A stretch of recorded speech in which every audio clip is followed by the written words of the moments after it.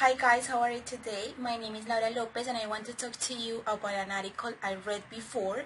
The name of the article is Translanguaging and Semiotic Semblances.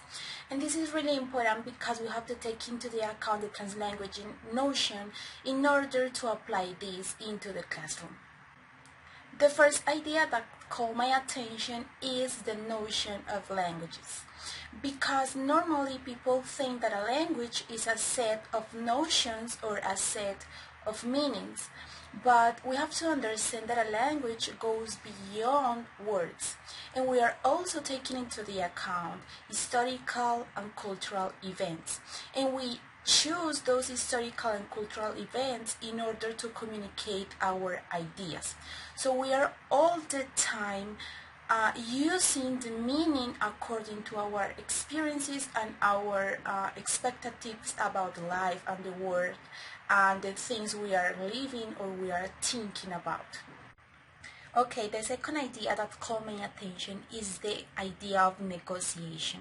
When we are learning a language, we have into the account the notion of meaning negotiation, and also we are trying to understand cultural and historical aspects according to the vocabulary and some other things. But this is really important to understand that we do not have like a switch in our brain, and we cannot just use one language at the same time when we are bilingual. So people think we have like a division in our brain, and that's a lie, because we are all the time trying to connect one language to the other one, and we are like traveling between them. So this is a really flexible process and a really flexible idea, and we cannot think that we are just like a set of meanings or words according to the language structure, because we are changing the meaning and we are changing like the use of the language according to our experiences, feelings, and ways to communicate what we think. When I was reading the article, they mentioned the language as a resource, and I think this is a really crucial concept, because yes, we are not trying to get a language as something just to communicate anything, but we are using the language as a resource in our daily lives. So we do not have the language inside us or inside our brain. We are using the language in our daily life, and we are living into the language. And this is really good because the language is there and we can take what we need at any moment. And when we are bilingual, we have two cultural notions, two cultural and social aspects, and also we have a lot of different vocabulary and expressions, and also way of thinking. And we can choose that according to the situation. So sometimes we feel better if we use one language rather than the other one. So we cannot think, or we cannot use into the classroom just one repertoire. And they were talking about the repertoire as something we create according we are reaching a level of language.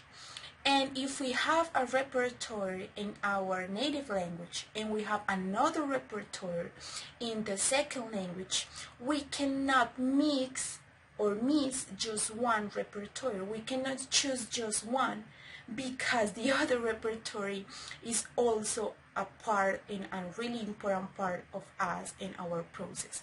So if we are teaching languages, we have to take into the account the whole repertoire. Let's think about someone who just speaks Spanish, and while that person is learning something, is using the whole repertoire, the whole language, and the whole resource that person has. But if we are learning English and Spanish at the same time, and we just choose one repertoire, we are really skipping a really important part. And when we are using a language as a resource, we have also to take into the account that we create an identity according to that language, and also according to that process we have going through, or we have gone through in order to reach that level. So if we avoid one repertoire, we are also avoiding that identity we created before. Into the text, there was an example about people buying in a center, but I want to put my own example. I work with these watches. Those are smart watches, and I have to talk with people in English because there are people from USA and Canada and United Kingdom as well. But in the company I work with, everybody speaks Spanish.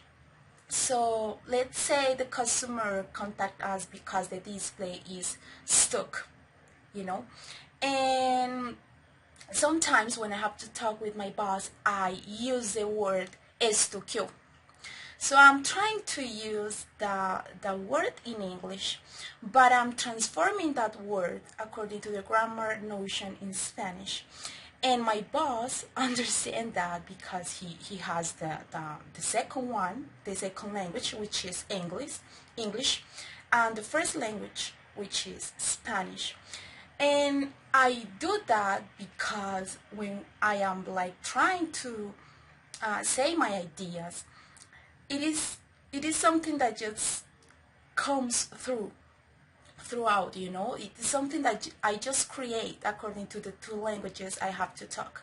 But I never use that word estuquio with a customer because the customer just have one language.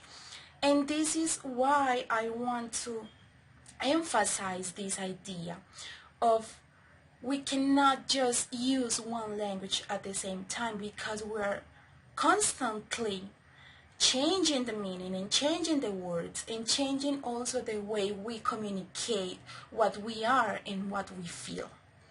And this happens a lot with a lot of words and a lot of things into the company. And the real thing and the critical thing is languages are so flexible, but they have a really good structure that we can manage all the time, and that's great. And if we are learning a language, we have to be also flexible in order to acquire them. And this is something really good in this article, and this idea of the notion of language as something that is not individual, is something social, is something flexible, and we do not have like a stuck idea of that language. It's something that is constantly changing and constantly getting new meanings and new word notions. As a conclusion about this topic, I want to talk about the notion of classroom, and this is something I thought according to the text, because they were talking about the sensorial part of the language and how we feel what we say and what we learn.